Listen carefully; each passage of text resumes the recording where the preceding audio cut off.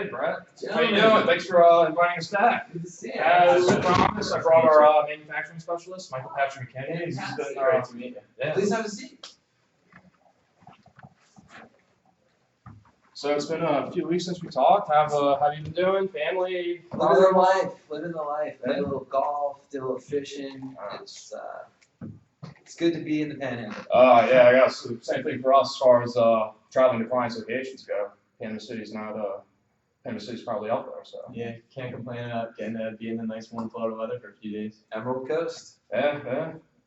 I saw also that you have your own box. Are you excited about upcoming NBA playoffs or any sports that are up and coming? Absolutely. Awesome. It's college. Yeah. But I guess I don't know. Maybe one day we'll get lucky and get an NBA game or something like that. But no, it's fun. In North Florida, no matter which way you go, you got Florida State over in Tallahassee. It's not too much of a jaunt up to Athens for UGA or over to Tuscaloosa. So we got some good sports culture. Yeah, definitely a sweet spot for that. Yeah. All right. Well, I don't want to take up too much of your time because I believe we only have 20 minutes still. Let's get right into it. All right. Let me check my list. I don't want to go over time too much.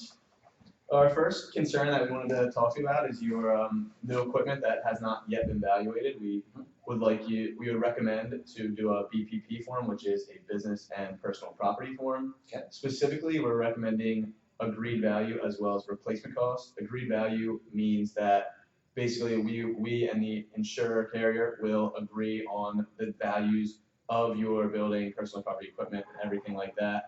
And if anything comes, God forbid, if you have any sort of loss, then that agreed value is what they will pay out. And replacement costs specifically, basically, that does not include depreciation. So if anything happens to your building, like I said, God forbid, then the replacement costs they will replace it with whatever value we agreed upon.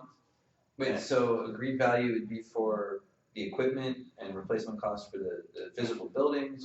It's both. Like the replacement cost means replacement cost versus actual cash value. Replacement cost is the best practice, meaning that there's no depreciation, no surprises if your building's 10 years old and then you get depreciation. But agreed value just means we agree on the values and they will be replaced on those agreed values without any calculation for depreciation. So they will be in conjunction with each other. Yeah, the agreed value, you have to fill out a statement of values, which is similar to an appraisal basically, so they'll get that figured out. And the other benefit about that is that it eliminates any co-insurance penalty. So if you're underinsured by any chance for the actual value of the property, you'll be more indemnified. That's the percentage thing, right? Yeah, the percentage. Yeah, it's usually like 80%. You probably still have that on your policy, but yeah, it will eliminate that. So should work out well. Once again, just best practice we like to implement with our clients. I like looking at things creatively. Awesome. And if you have any sort of concerns about appraisers, if you do follow through with us, the carrier themselves will have their own appraiser, but we also have our own in-house appraiser. So any questions about that, we can get appraisers for ourselves for you to see. And then if we do go through with this, then we'll compare our appraisal with the carrier's appraisal as well. Fantastic. And while we're on that, while we're going over this, if you have any questions or concerns arise, once again, we're just here our job is just to recommend the coverages, walk you through them. If anything happens, feel free to stop us because you can find us out. Will do. The second issue or exposures I would like to address is two different things. We would like to shift the liability downstream away from yourself. First being your shipping. We understand that you don't do the shipping yourself. You contract that out to shippers. That's correct. We have no trucks. Okay. Do you know with your shippers, is it a common carrier or do they have a motor truck liability policy in place? Yes, they have cargo coverage, and it is my understanding. I'd have to review the exact documents. We've been dealing with them for years, but yes, our finished product that we have contracted with them to ship is protected in transit. Okay. Yeah, and if you want to give us those contracts too, we can just review them just to see if there's any discrepancies. Absolutely. On your way out after the meeting, I'm sure you met Dave at the front desk. Dave Newell, just get with him and he'll give you everything you need. I'll make sure he's got the green light to do so. Perfect. Sounds good. Great. Thank you. And the second issue we'd like to address to shift the liability downstream is your installation process. Mhm. We understand that you also do not do the installation yourself. Correct. We have a preferred electrical contractor that has a huge footprint in the Midwest, which is sort of our bread and butter market, so that they handle all of that. Okay, great. Do you know if they happen to have a hold harmless agreement in place to shift the liability away from yourself if anything goes awry during the installation process? I'd have to review the contracts, but I believe so, and I know that we asked them to name us on their insurance or whatever. So Additional insured? I believe that's it. Perfect. And All once right. again, we can review that. We'll ask Dave. If not, there's other coverages we can put in place, installation floater, but obviously the best thing is just the hold harmless additional insured. Push that downstream, so it's not your problem. Tell me about this floater thing. Installation floater. So best example I'd use is if the property's still yours, you're financially responsible for it, and let's just say it's on the gas station premises waiting to be installed. Mhm. If it were to get stolen, damaged, or something, obviously the gas station is going to say, "Well, I'm not financially responsible for that because it's not installed yet." There's some copper wire there. Oh yeah, definitely. And then and if the installation team's not financially responsible for it, they're going to say it's going to come back to you. So basically, it will cover that for the replacement of those materials for anything that can go wrong. Got it. Okay, the next exposure we would like to address is your general liability policy. Specifically, we would like to recommend a manufacturer's errors and omissions endorsement on your policy. This would cover if anything from your manufacturing product goes wrong, such as faulty wiring or a fire happens in the convenience store due to your lighting. This would indemnify you for any financial responsibility that comes onto you for that aspect. Now, a lot of our components are finished when they come to us, Okay. and then we create the housing and things for the lighting, and we create a finished product by installing those already finished components into the lighting fixture. If something goes wrong with a component that came from XYZ vendor, is that still my problem, or is that something that goes back on the actual manufacturer of the component? We live in America, so it's really whatever the jury decides Right. that day. Everybody Unfortunately, gets sued. everybody gets sued for everything. So once again, there's other contractual risk transfer things we can put in place for that. Hold harmless. It could come back to you, but that's where that manufacturer's would be coming. So better to cover all the bases. Better to cover, just to be sure. The nice thing about that too is it covers the financial loss. So it's more if one of the wires shorts or something like that, where you're held liable for that, and the convenience store can't operate for a few days, financial loss. That's and you're liable for that. That's where you'll be indemnified. So no bodily injury or property damage has to occur. Got it. Which is a nice thing. And we can take a look at your current contracts and policies that you have with these suppliers, with these products, to see if you're already covered for it, and if not, we can do this manufacturer's endorsement.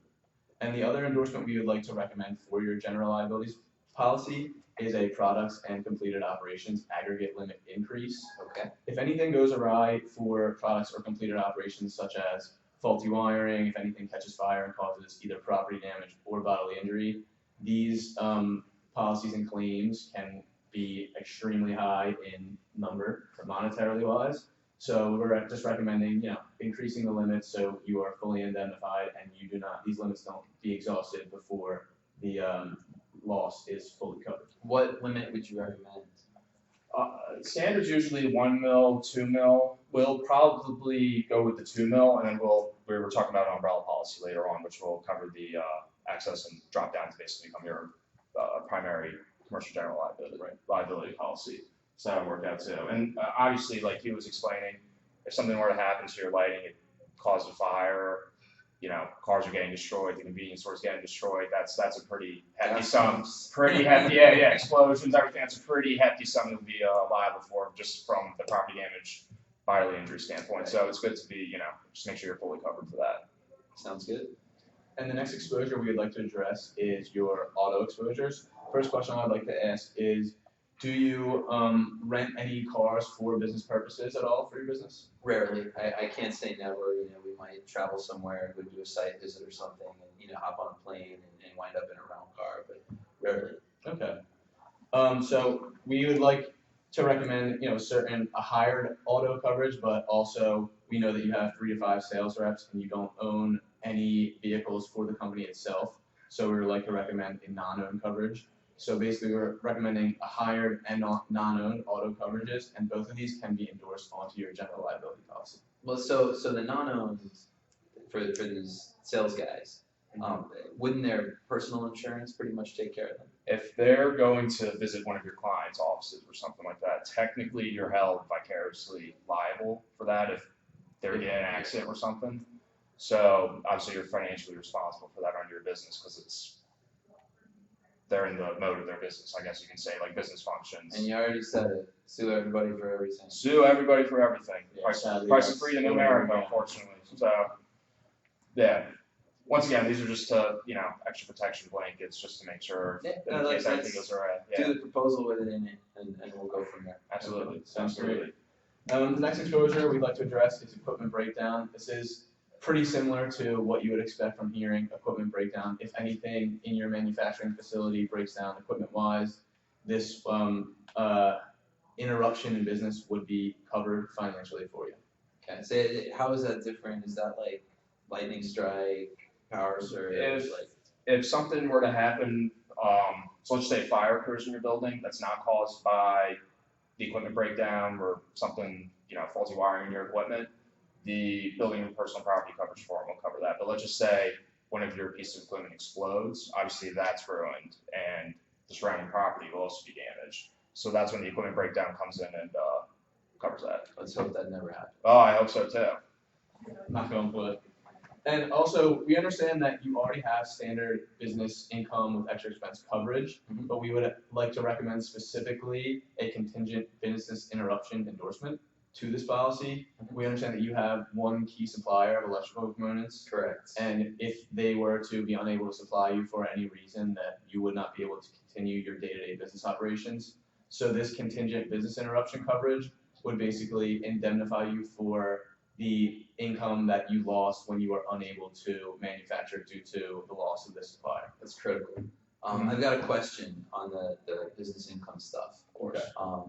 We saw a couple of years ago, had some hurricanes come through. We got really lucky here on site.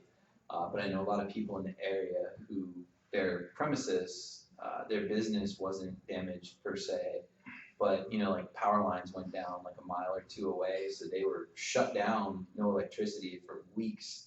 Is that something we're protecting against? Yeah, we have same thing goes with the equipment breakdown, multiple insuring agreements. We can, and along with the contingent business interruption, so we can tailor that to your specific needs. And I know we can add a utility interruption definitely as an endorsement to that policy. Yeah, we need that. Yeah, absolutely. That we'll include that in the proposal as well. With Awesome. any other the insuring agreements we think would be needed. Great. Yeah, there is a lot of different endorsements that you can have for this specific policy, and like you said, in our proposal, we will have sublimits listed for each thing, so you can look at each specific cost and pick out and choose what you think is necessary for yourself and what you would rather pass on. Got it. Here's what we do: we'll give you like the standard policy, like building coverage for your building and all that stuff like that, and then at the end we'll go over the line items with you. Should give the estimated cost of having a premium for that. The important stuff. The important stuff, all about the cost. Yeah. Service though is also important too. Well, I mean, that's why you gentlemen are here, right? We're kind of outgrowing our current provider, and service and value added, relationship and value added is really what's kind of becoming the driver here for wanting to make a change. Oh, absolutely. That's good to hear, and we have a ton of value-added services. We have our own loss control specialist, and like I said earlier, our own appraiser. So anything that you need, basically insurance-wise, specialist-wise, we have them on staff. But we have a ton of super experienced members on our team that can help us in all different areas. So we got you covered. Legal experts in contractual risk transfer. We also have a growing claims advocacy department. So Great. Once again, you'll be able to focus on your business, and we'll let the claims people do all the work. You negotiate with the carrier. And to address your, you said your concerns about the products and completed operations aggregate limit, we would like to recommend also an umbrella coverage. This can either offer broader coverage, and it also will drop down to become the primary policy when your limits are exhausted for your commercial auto, your CGL policy, as well as your employer liability policy. So if any of those limits are exhausted, say God forbid, something happens in a completed operations and breaks, and that $1 to $2 million primary limit doesn't cover it, this umbrella will drop down and then cover the excess, which is not covered. Depends on the carrier too, but sometimes the umbrella offers broader coverage. So if there's something covered in the umbrella that's not covered in your primary CGL policy or commercial auto policy per se, that will also drop down. So you kind of follow it, fill in the holes. Fills in all the holes, exactly, exactly. And we'd also like to address, you're in the Panhandle, and obviously, like you said, this area is extremely prone to flooding, which you know. So we would like to recommend flood coverage if you do not already have that in place. Flood coverage is only offered in America by the federal government through the NFIP, which is the National Flood Insurance Program. The building limit is $500,000, and the personal property limit is $250,000, and it can be extended to $500,000 itself. And if this coverage isn't enough for you for any reason, we can look to the private market to see if we can get higher limits on the flood coverage for you. Any way to just start in the private market and say to heck with the government subsidized garbage? We can try it out. There are obviously a lot of carriers will exclude, that's obviously excluded from the standard property form. But yeah, we can definitely shop around to see what the deal is about. Let me know what we can do. I know the whole Florida, I'm not from Florida, but I know the whole, government run insurance market down here is a bit of a mess, so. Understatement. Yeah, quite a bit of a mess. So, once again, private's probably the best option. They just have the best resources when it comes to, loss control recommendations, claims, obviously. I know. When did the federal government ever do anything right?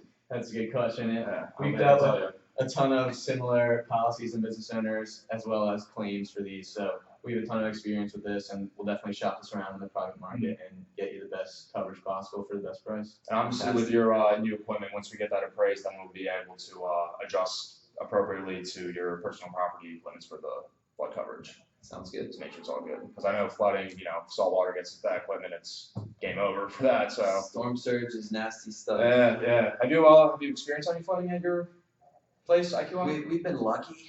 None here at IQL on campus, if you will, but the local area, the storms roll through, and all of a sudden there's people's boats are half a mile inland. Yeah. And then the water recedes, and you're like, how the hell is there a boat in that empty field? But it's quite the phenomenon. Everyone thinks, oh God, Florida, hurricanes, alligators, and sinkholes. It's not that bad. Yeah. Rarely. Like I addressed earlier, we know that you have your own private box at the college stadium, and we're wondering if you have any sort of liquor liability or anything in place to cover that. I mean, we've got our standard insurance program. I believe, we've been told it's like incidental or something. But that's definitely a concern that we have, especially as we continue to grow. We're inviting more and more people. So if that's something that needs to be looked at, that is not something I want to play around with. Yeah, we can get in contact with the university, see what their deal is, because I'm assuming you leased the box, the suite. Yeah, correct. You leased it. Basically, there's like a box license fee, and then there's the tickets, and they get you on like 5 different levels. But, because we're personally not experts in the leasing of sports events, sports venues, and all that stuff like that. But we're buying the liquor. Okay. And then our guests are consuming it, but they're serving it. Yeah, so no, it's tough. Yeah, that's what we call. I know under your standard commercial general liability, if you're not in the the business of serving, producing, manufacturing alcohol, obviously not. That can be covered, but better be safe than sorry. I mean, we have a sheet metal shop. We could throw together still pretty quick. Oh, yeah. And we also might change the premium amount for insurance coverage, but yeah, why not? And we have legal experts on staff, so once we see your lease agreement and all your other policies, we can give this to them, and they can let us know and fully understand whether or not you do need any additional coverage, so we can make sure there's no gaps in that, and there's no way that you'll be held financially or legally responsible if anything goes awry, concerning liquor liability. Sounds good. Everything sound good. So, are there any other concerns you have while we're here? I mean, just want to make sure work comp's in the best place it can be, we're on the best, whatever they're called, rewards program or whatever. Okay, yeah.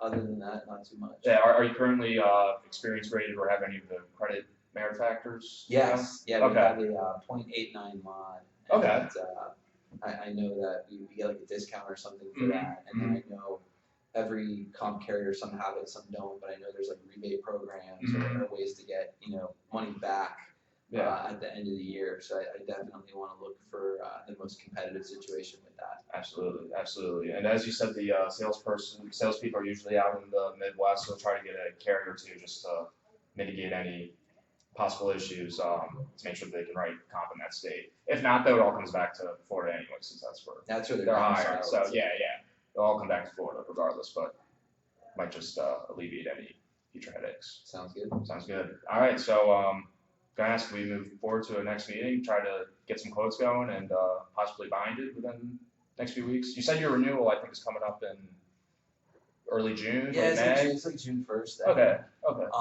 The short answer is let's see the proposal first. Absolutely. But I definitely like what I'm hearing, and just make sure Dave has the master calendar, so he'll get you some documents and he'll get you back on the calendar. Absolutely. Great. Sounds good. Gentlemen, it was a pleasure. It's great, yeah. Thank you very much. Thank you. Thank you for your time. It was great to meet you. Take care and enjoy the Florida sunshine. Oh, hope so. Thank you. Thanks for volunteering your time, by the way. This is, it's a great experience. It's an incredible competition. Yeah. It's, No, very unique. I've been involved with it in, we're still on video, but whatever. Yeah. Tallahassee for probably close to 8 years now. Oh, wow. And, well, I'm going to go out on a limb, and I shouldn't say this on video, but are you guys from Temple? Yes, sir. Okay, so they're going to have to cut that part of the video. I will tell him. But he's got a PA accent. But it's not a bad thing. I get told that all the time. So. But Dr. Dumb actually invented this whole thing in Tallahassee whenever it was 8 or 10 years ago.